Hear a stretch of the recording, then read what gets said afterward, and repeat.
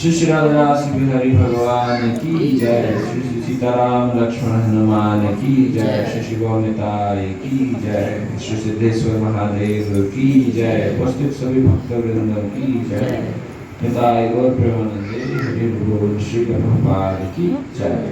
हरे कृष्ण हरे कृष्ण कृष्ण हरे हरे। सभी को नमस्कार, जय श्री कृष्ण।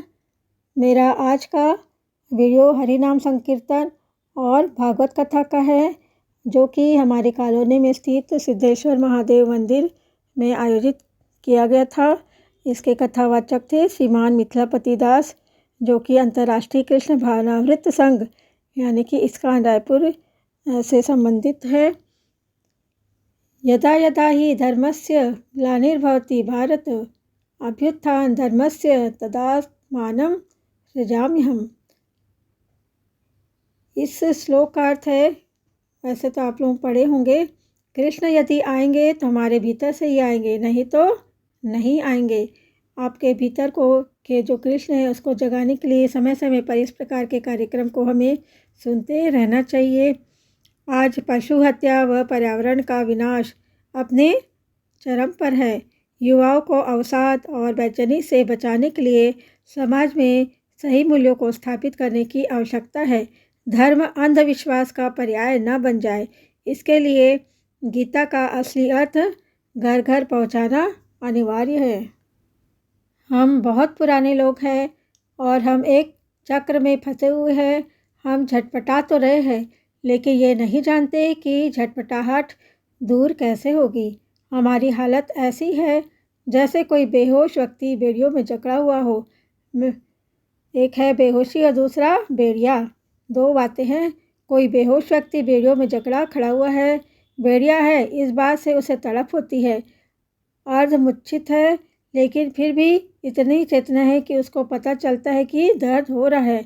हम फंसे हुए हैं, प्रकृति ही वो पुरानापन है हम जिसकी बात कर रहे हैं। हम सब प्रकृति में ही फंसे हुए हैं और प्रकृति से बाहर निकलने का रास्ता हम अपनी बेहोशी में ढूंढते हैं। ये पुरानापन हमें रास नहीं आता, और रास इसलिए नहीं आता क्योंकि हम ऐसे अतीत में भी रह चुके हैं और अतीत में ही तृप्ति नहीं मिलेगी। भाई, पुराना तब अच्छा लगेगा ना जब पुराने में आपको कुछ मिल गया हो। हम जैसे हैं, हम बहुत पुराने हैं। हम पहले ही भी ऐसे ही थे, और पहले हम ऐसे थे जैसे वैसे होकर हमें कोई तृप्ति, कोई आनंद तो नहीं मिल गया, तो हम कुछ नया चाहते हैं। और इसमें बड़ी आकांक्षा है, उत्कृष्ट इच्छा है कि कुछ नया हो जाए, कुछ नया हो जाए, और नया है कि होने का नाम ही नहीं लेता।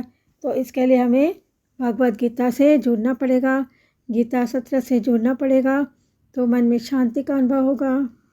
श्रीमद् भागवत गीता भारत के प्राचीन आध्यात्मिक ग्रंथों में महानतम है।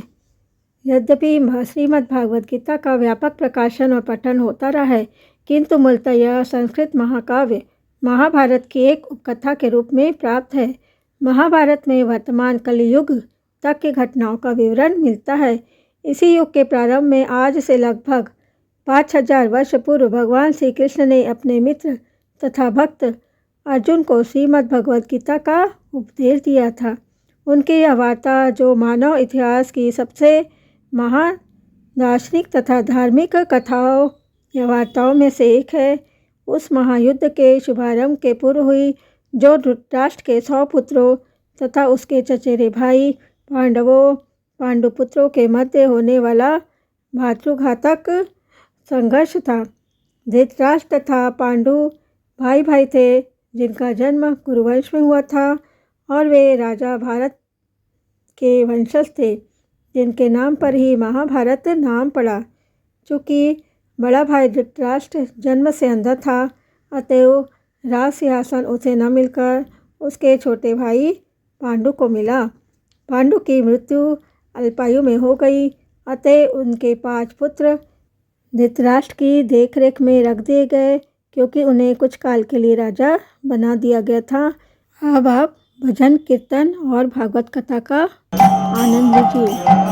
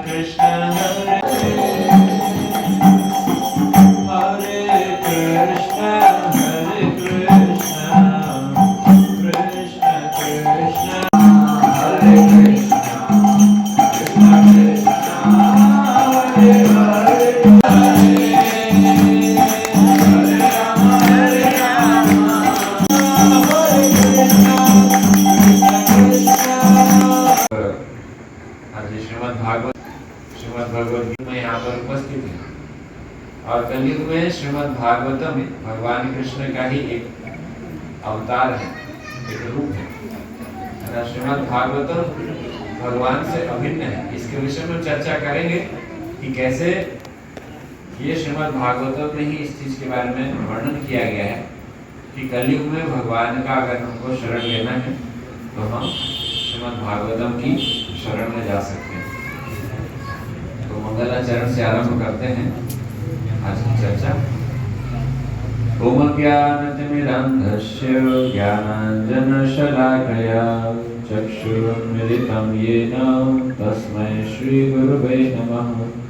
श्रीचैतन्यमनोभीष्टं स्थापितं येन भूतले स्वयं रूपः कदा मह्यं ददाति स्वपदान्तिकं।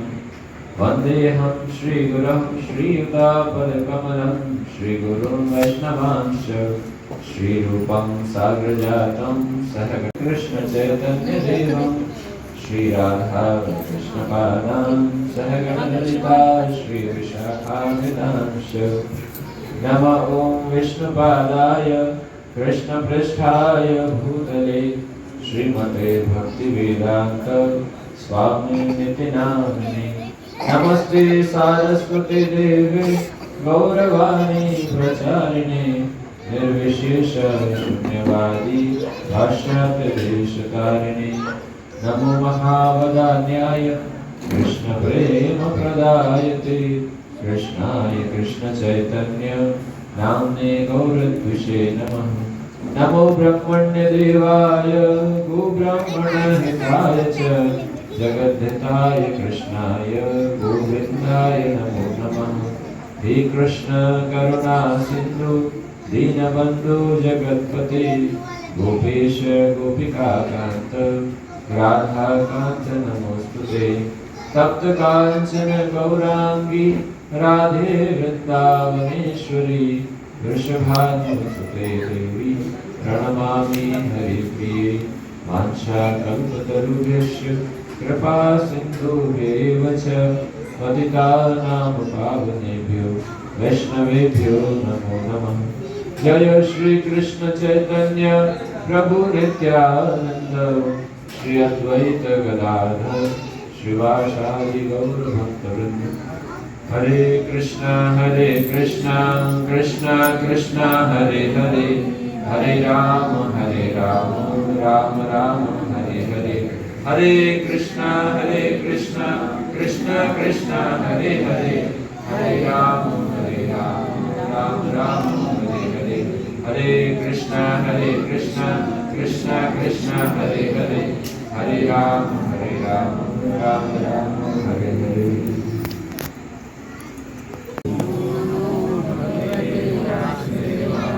ओम नमो भगवते वासुदेवाय। ओम नमो भगवते वासुदेवाय।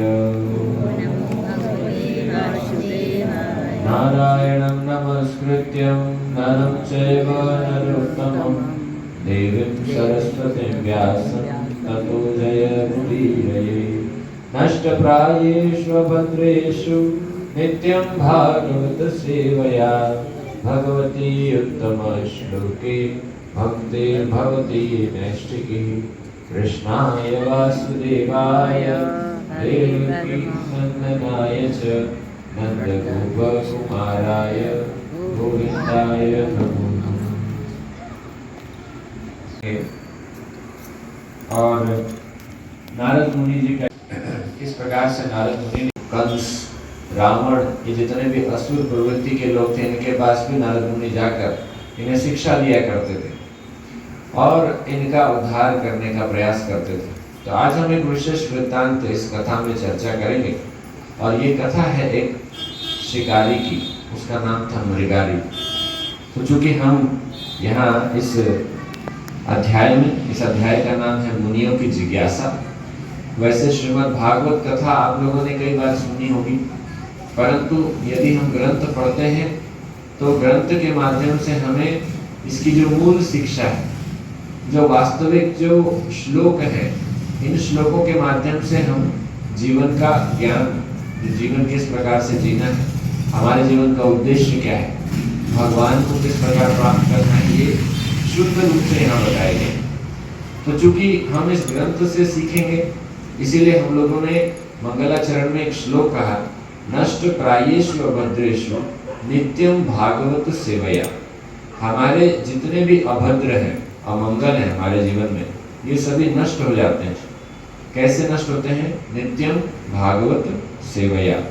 और ये श्लोक कोई दूसरे ग्रंथ का नहीं है, ये भी भागवत का ही श्लोक है। ये प्रथम स्कंद के दूसरे अध्याय में ये श्लोक आता है। तो इस तरह से इसमें बताया गया कि नित्यम भागवत सेवया। और भागवत शब्द के दो अर्थ हैं। ये टीकाकारों की टिप्पणी है हमारे वैष्णव आचार्यों की कि भागवत शब्द का अर्थ दो होता है। एक तो होते हैं ग्रंथ भागवत और एक होते हैं व्यक्ति भागवत। ग्रंथ भागवत अर्थात हम लोग जो ग्रंथ अध्ययन कर रहे हैं, श्रीमद् भागवतम ग्रंथ, इनकी सेवा करने से। तो ग्रंथ की सेवा कैसे होती है? उसका अध्ययन करके। ग्रंथ की सेवा, उसको हम कहीं पर रख देंगे, उसको रोज अगरबत्ती करेंगे, उसकी आरती उतारेंगे, उससे कहीं अधिक श्रेष्ठ है अगर उस ग्रंथ को हम पढ़ते हैं।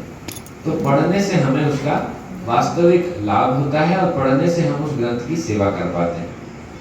और दूसरे जो भागवत होते हैं वे व्यक्ति भागवत हैं।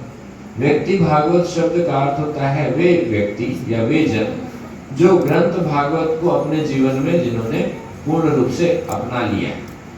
उदाहरण के तौर पर हम नारद मुनि का ही उदाहरण देखते हैं, इसलिए आज उनकी चर्चा करेंगे।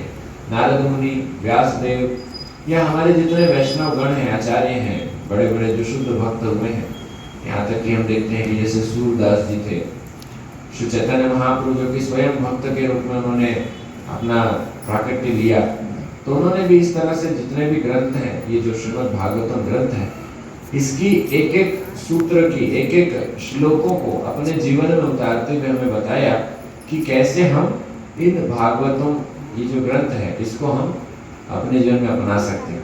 क्योंकि कई बार ऐसा लग सकता है कि हमारे जीवन में ये जो उपदेश है, इन उपदेशों का पालन करना बड़ा कठिन है, क्योंकि उपदेश बड़े बताया गया है, एक प्रकार से गुण है शुद्ध भक्तों के।